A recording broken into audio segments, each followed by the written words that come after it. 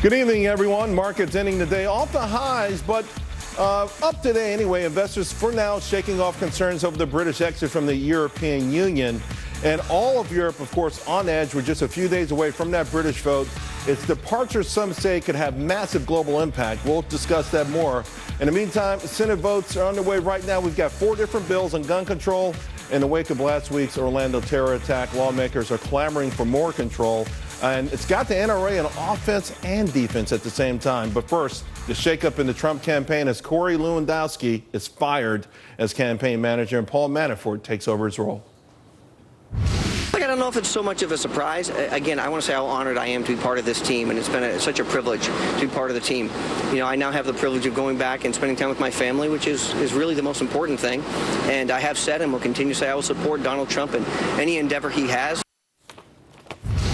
Corey Lewandowski is one of the very first people Donald Trump hired for his campaign staff. He is now out. In the meantime, we're getting breaking news right now that the man who tried to steal a gun from a Las Vegas police officer at Donald Trump's rally has been arrested. The suspect, Michael Sanford, told authorities that he traveled from California to Las Vegas with the intention of killing Donald Trump, and he had spent time at a gun range in Las Vegas just days before the rally. Joining me now, Eric Beach. He's chairman of the pro-Trump Great America Super PAC. Eric, first let's talk about the big news of the day, of course. Corey Lewandowski is out. He gave a big interview. He still champions Donald Trump's cause, but he's not quite sure why he's out, despite the fact that there were a whole lot of rumblings for a long time that there's been some disarray within a campaign. Sure. Well, I mean, congrats to Corey for, winning 37 states for Donald Trump and outdoing more than any other Republican candidate in our recent history with 14 million votes. So, look, I think, these things happen in every presidential campaign and really a lot of state campaigns. You really hardly ever end with the same campaign staff that you begin with. I think you're going to see this evolve into, a more traditional campaign operation with probably a 50-state finance operation and probably focus on 10 or 11 states. I get the talking points in that there's a natural evolution within a campaign, but Donald Trump's had a bad couple of weeks. The polls haven't gone in his favor. They've been drifting, particularly in some key areas. And some are saying that maybe it's Corey Lewandowski kind of enabled or some of the actions that these seasoned guys like the Paul Manaforts didn't want Donald Trump to sort of present himself with. But doesn't this present the campaign, Eric, a sort of challenge in of itself? The success that you pointed to with Corey Lewandowski and Donald Trump rewriting the record books and now moving in a completely different direction. Is that exactly what you guys want to see Donald Trump do? Well, look, what I want to see him do is really focus on those 10 or 11 states. You have to look at these elections through electoral lenses. Donald Trump has the ability to win in states like Ohio and Pennsylvania and Florida and turn purple and even blue states into red states. And you have to do that by being a disciplined message. Right or wrong, the Orlando tragedy, which I know you're going to have Carl Higbee on, which our PAC, Great America PAC, did an ad on and talking about it. There's no better discrepancy between Donald Trump and Hillary Clinton than the areas of national security and protecting the homeland. And I think the more that he's going to be on message, he's going to go into the convention. I think post-convention, he's going to have a great bump. And I think if you match that with a nice finance operation, he's going to be able to make sure that those states that we need to win in November, that we do win in November. Eric, let me ask you about this breaking news. The man arrested, he tried to wrest away a gun, a handgun from a police officer. He had taken lessons at a range in Las Vegas, and now he's expressed to police officers that his intention was to try to kill Donald Trump. What is the campaign saying about that? Well, I'm not part of the campaign. I don't know what they're going to do. I mean, but I would assume, do you have some connection? I mean, you communicate. Sure, this is certainly shocking news. No, I think it just, again, it demonstrates that we're in a very polarizing general election campaign, and there are those that love Donald Trump and those that can't stand Donald Trump. What I will tell you that there's been, as you mentioned in your opening, 4 bills that are talking about the art of gun control. I think this campaign is going to be about law-abiding citizens wanting to protect the United States. I think Donald Trump represents that. I think if you're looking in areas where there's certain policies that weaken the United States, that Hillary Clinton has demonstrated a history of ways to weaken our countries through her policies. The thing is, though, we know that the way these things have been articulated by the mainstream media is violence committed at Donald Trump events by anti-Trump people are always somehow correlated back to Donald Trump himself. Now, I'm not sure how they'll spin this, someone actually trying to kill Donald Trump and blaming the candidate himself, but you can imagine probably what the headlines will look like tomorrow.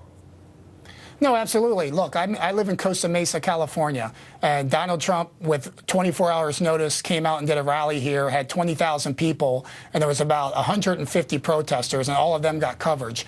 Living in Costa Mesa for 10 years, I assure you, none of the people that were protesting were even from Costa Mesa.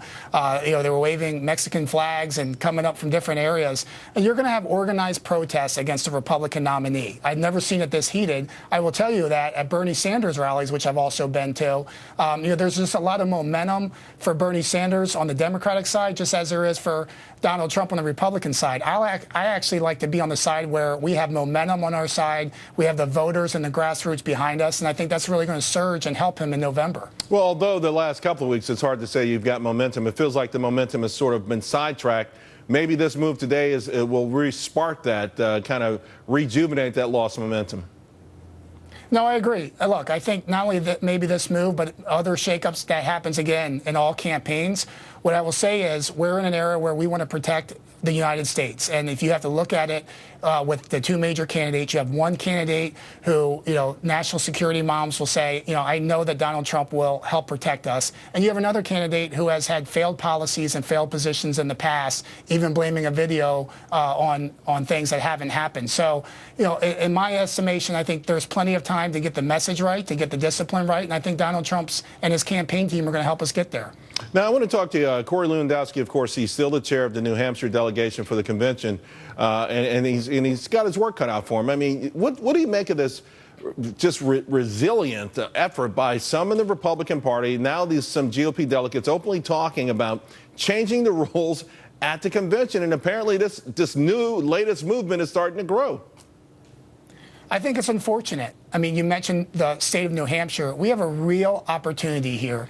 In 2012, the RNC came out with what they called the autopsy report, and it said, how are we going to help grow our party? You can argue with Donald Trump's positions, but here's what you can't argue with, that he is growing the Republican Party. There's been more Republican voters in this election that voted for Donald Trump in any other election. You have to be results-oriented. And if we're going to take our party back, if we're going to grow our party all across the board, we have to not just look at the states that we can win in November, but how we can grow it long-term. Donald Trump best represents that, and I think the Republican Party and those that are opposing his efforts should get on board. What do you think their opposition is then? Because the way you just laid it out, it makes 100% common sense. But you've got some bigwigs in the party. You've got last week at least 2 or 3 Republican governors saying, I won't vote for the nominee.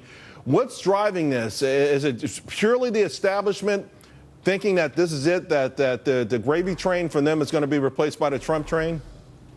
Sure, and not only that, but I mean, he has bypassed 2 things, the national media and the political consultancy class. He did that throughout his primary election. Yes, we might be seeing him pivot to a more traditional campaign, which is what's been his criticism before, but the facts are that he has bypassed that in his primary campaign. And so I think there's been some resiliency and maybe even some anger out there on that, but at the same time, he has captured this movement and he has captured the energy of not only the Republican Party, but independents and Democrats. So I think these things take time as well. I mean, even with Mitt Romney and John McCain, it took a little while all the way to the national convention for everyone to unite behind him.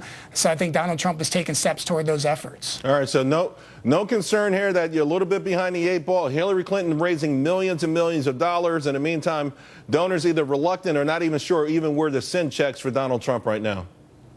No, there's a big concern. And look, that's why I started a super PAC to help Donald Trump.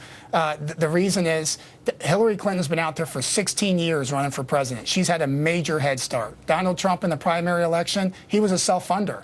And now that we're pivoting toward a more traditional approach, the donors need to understand what the path is to victory. The donors ask 2 things. 1, how's my money going to be spent? And 2, is there a path to victory? I think as the campaign demonstrates a path to victory, I know that our super PAC is demonstrating a path to victory. We want to turn those blue and purple states into red states, and we're going to do that in November. When they find that out, they're going to get right behind Trump, and they're going to unite behind our nominee. All right, Eric, thank you very much. Really appreciate it.